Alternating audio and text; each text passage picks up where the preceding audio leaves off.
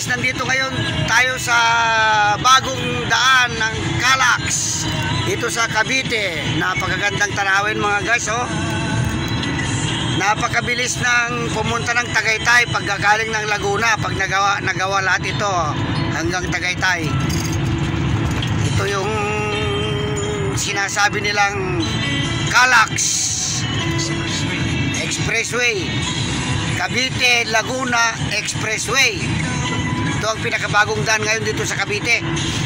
Ginagawa pa lang guys, pero napakaganda na. Hindi pa nga natatapos, napakaganda na. Ayan. Napakaluwag ng daan. Pagkagaling ng Silang ay pagkagaling natin sa Liip, papunta ng Aguinaldo Highway, 10 minutes mga ka-drivers,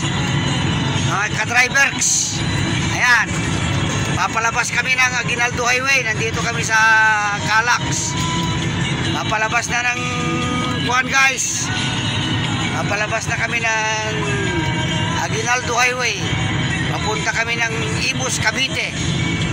Dadaanan namin yung Dasma. Ayan, palabas na guys. Napakagandang daan. Napakabilis na pagpunta ng Cavite galing ng Laguna. Cavite Laguna Expressway.